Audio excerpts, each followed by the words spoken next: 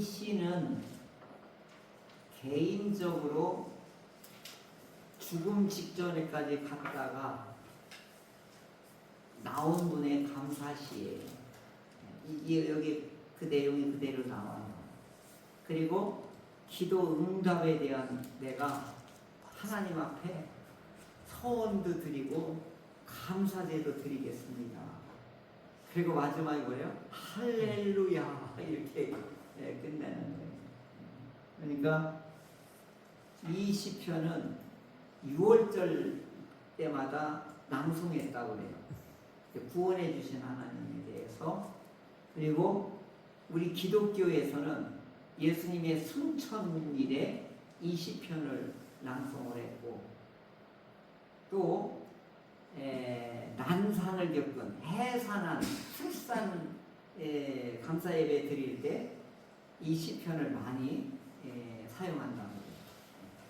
그러니까 이 시편은 죽음까지 갔던 극한 어려움과 고통과 슬픔까지 갔다가 건져냄을 받은, 구원받은 그 은혜를 오늘 여기에 이렇게 표현하고 있는, 노래하고 있는 시편입니다.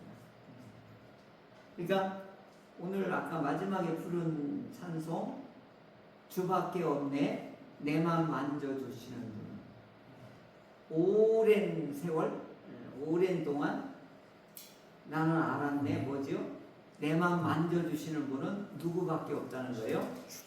주님밖에 없다. 오늘 이 가사가 찡와 같네요. 그래요. 여기 보면은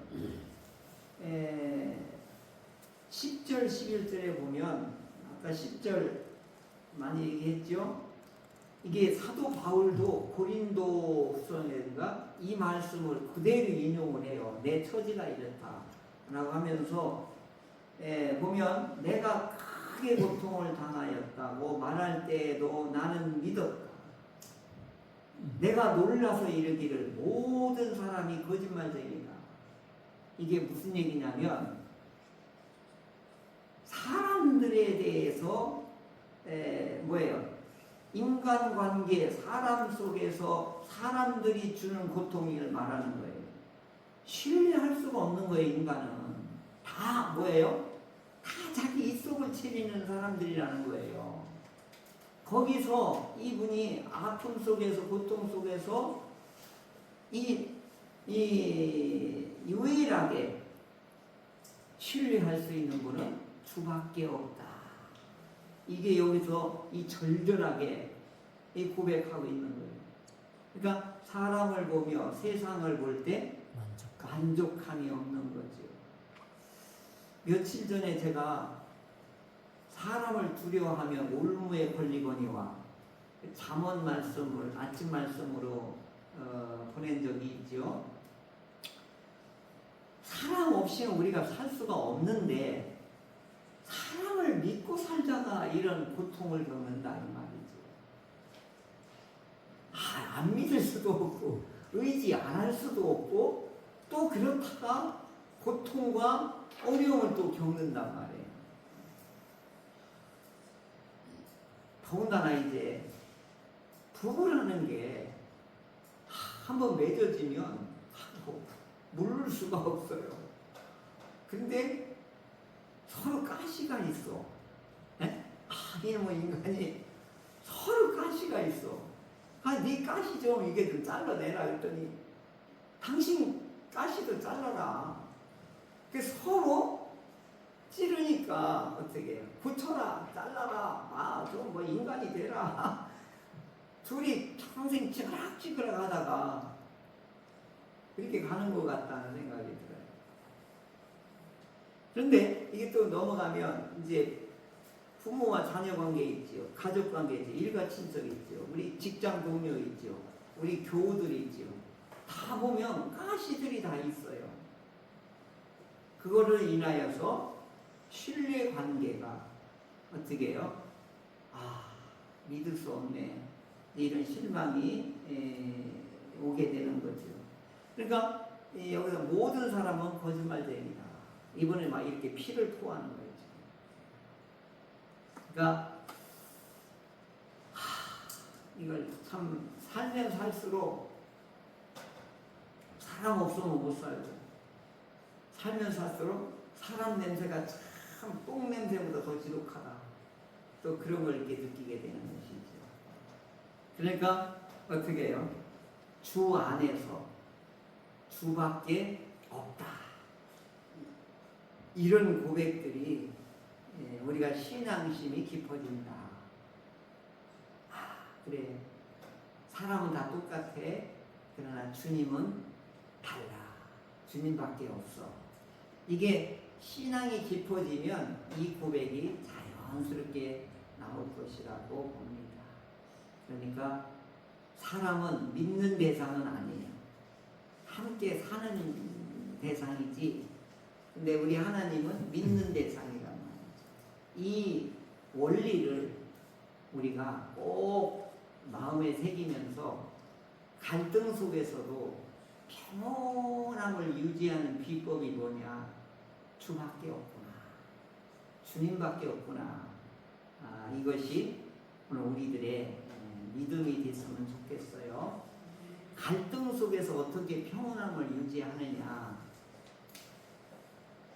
제가 오늘 유튜브에 어느 강의, 행동과학자 강의를 들었는데요.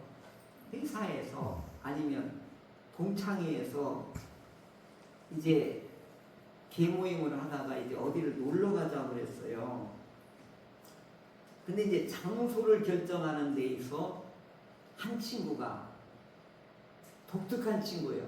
자기 주장을 죽어도 포기하지 않고 끝까지 막 침을 튀기며 거품을 불며 관철시키는 아주 독보적인 사람이 있어요. 근데 이 사람이 그 친목 동창회 모임이나 아니면 회사에서나 교회에서나 이런 사람이 한 사람이 있으면 정말 괴롭습니다. 이런 사람이 있을 때 어떻게 할 거냐 하는 걸 다뤄서 내가 그걸 열심히 봤어요. 근데 참 놀라운 지혜를 얘기해 주더라고요. 뭔가 저기 뭔가 있지 않겠어? 이제 무시하는 게 아니에요. 일본으로 가냐고 제주도 훨씬 좋지. 이렇게 하지 말고 대마도가 진짜 좋아하는가 보다. 그러니까 그 의견이 얼마나 멋지니까 더 멋진 것이 나올 것 같으니까 더 들어보자. 그러면 벌써 3가지 얘기했어요. 더 좋아하는가 보다. 더 들어보자. 정말 멋진 거 나올 것 같지 않냐? 이렇게 하면 이 대마도를 주장했던 사람이 뭐예요? 자기 주장이 뭐예요? 인정을 받은 거잖아요. 그러니까 어떻게 해요? 막 얘기를 하는 거예요. 그러니까 좋아가지고 신나가지고. 그 다음에 이제 그 모임에서 리더가 만약에 이야기를 이끌어 간다면,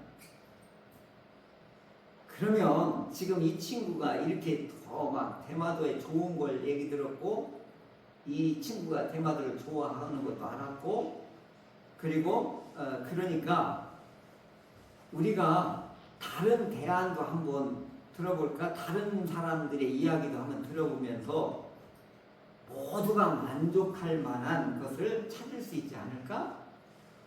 이렇게 이제 리더를 했어요. 그러면 대마도를 주장했던 사람이 자기 의견을 이미 인정을 받았어요. 그러니까 다른 사람의 의견도 들어보면서 더 모두가 만족할 만한 방법을 한번 찾아보자. 그럼 이 친구가 반대하겠어요? 안 하겠어요? 그냥 고개를 끄덕이면서 이 동창이 놀러 가자는 것이 자연스럽게 이와 같이 이어질 수 있다. 근데 저희가 회의를 우리는 장로교회는 회의로 시작해서 회의로 끝나요. 모든 정책이. 우리 노예 가면 총회 가면 다 이렇게 결정하는 거거든요. 이때 의견이 A와 B로 나눴을 때 막 경륜이 벌어지고 막 이런단 말이에요. 그때 이제 이런 것이 필요하죠. 그러니까 이게 무슨 얘기냐면, 의견이 다르고 뜻이 달라졌을 때 가자고 하는 방법과 방식도 음식을 뭘 먹자라고 하는 거. 아, 요거 음식 요거 골치 아파요. 에? 음식점 어디로 가자? 식당 어디로 가자? 이게요, 3명이 있으면 3명이 다 달라요. 그럼 갈등 속에서도 평온함을 유지하는 길이 뭐냐? 이게 오늘 대인관계에서 매우 중요한 대화의 기법이라는 거예요. 소통 기술이라는 거예요. 그럴 때 사람은 모두 다 거짓말쟁이야. 사람은 모두 다 고집불통이야. 사람은 모두 다 완고해. 이렇게 끝날 것이 아니라는 거죠.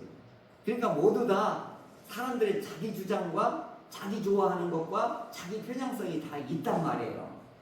그렇다고 해서 그 다음에 딱 끊어버리면 안 되고 일단은 인정하고서 다른 사람의 의견도 좀 들어보자. 이제 이렇게 하는 것들이 소통의 기술, 대화의 기술, 관계의 기술인 거예요. 특별히 예수 믿는 사람들에게 이게 필요해요. 이게 뭐야? 교회 나가 안 나가? 천국 가냐 지옥 가냐? 이 둘 중에 하나로만 얘기하면 이게 꼭 하여간 예수 믿는 사람들은 뭐예요? 편협하다고 하고 대화가 안 된다고 하고 이렇게 한단 말이죠. 그러니까 오늘 여기서 말하는 사람들은 다 거짓말쟁이라고 하는 것은 인간관계 속에서 오는 이 통증이거든요. 이런 것들은 우리가 좀 소통의 기술, 대화의 기술, 관계의 기술을 좀 갈등 속에서 평온함을 유지하는 비결이 여기에서 나온다 라고 하는 것이 있으니까 좀 노력이 필요하다 이렇게 말씀드릴 수 있습니다. 그리고 여기 보면 이분은 사망의 줄이 나를 들고 수월의 고통이 내게 이르므로 내가 환난과 슬픔을 만났을 때 내가 여호와의 이름으로 기도하기를 여호와여 주께 구하니 내 영혼을 건지소서. 이게 피를 토하는 살려달라고 하는 이 절규거든요.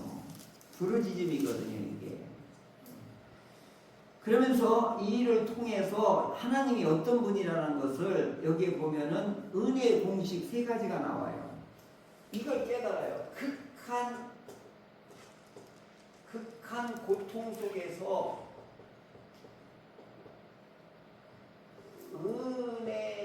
은혜 공식 3가지. 아 이게 마음에 든다. 은혜 공식이라는 거예요. 그래서 첫 번째가 하나님이 어떤 분이라는 게 3가지가 나와요. 하나님이 어떤 분이죠? 거기 보면 5절 은혜로우신 하나님이죠. 두 번째는요 의로우신 하나님이고 세 번째는 긍휼의 하나님이시라. 이걸 깨달은 거예요. 어느 때? 극한 고통 속에서. 오늘 우리들은 오랜 세월 지난 후에 내 맘 만져주시는 분은 누구밖에 없다? 주님밖에 없다. 이분도 마찬가지예요. 은혜 공식 3가지를 통해서 은혜의 하나님, 의로운 하나님, 긍휼의 하나님을 이분이 이제 깨닫게 된 거죠. 그러면서 뭐냐? 순진한 자를 지키시나니 내가 어려울 때에 나를 구원하셨다. 이 순진한 자라고 하는 얘기는 뭐냐? 경험이 부족하고 단순한 사람이란 어린아이 같다는 얘기거든요. 그리고 내가 어려울 때에 나를 구원하셨다. 이때 가련할 때 하나님이 나를 이와 같이 구원하셨다. 죽음을 맛볼 정도의 극한 어려움 속에서 하나님은 이와 같이 나를 구원해 주셨습니다. 이걸 경험하고 이제 저 뒤로 가면 내가 감사제를 드려서 서원을 갚아야겠다 이 얘기를 해요.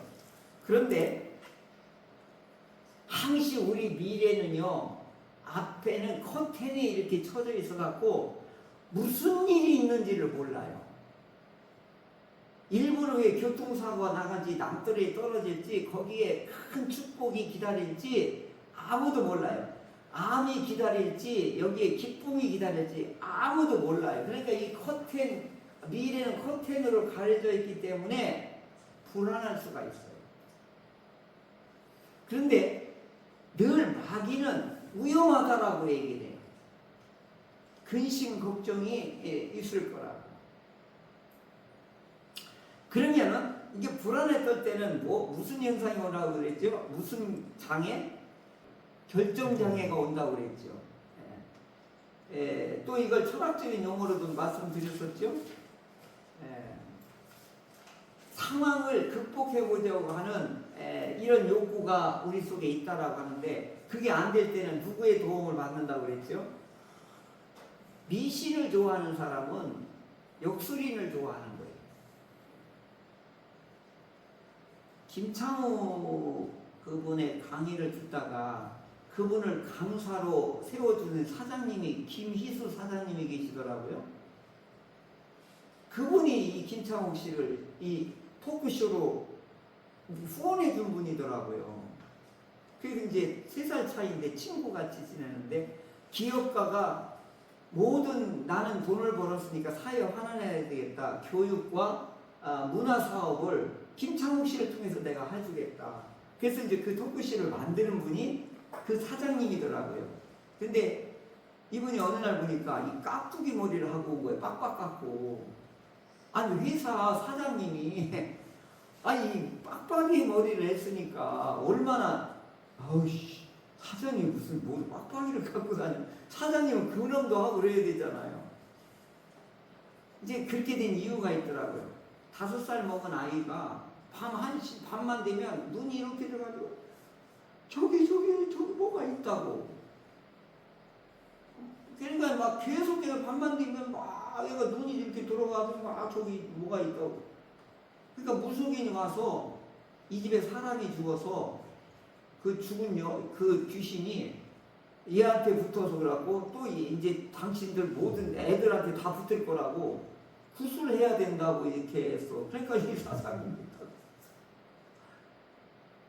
김창욱 씨한테 이거 어떻게 해야 돼요? 그랬더니 그 스트레스 받으면 그러니까 뭐 아프면 그러니까 병원 가보라고. 무슨 굿이냐고 했더니 뇌종양이에요. 아이가 뇌종양이 걸리니까 이게 신경을 누르니까 막 이렇게 된 거예요. 근데 그 무당이 와서 뭐예요?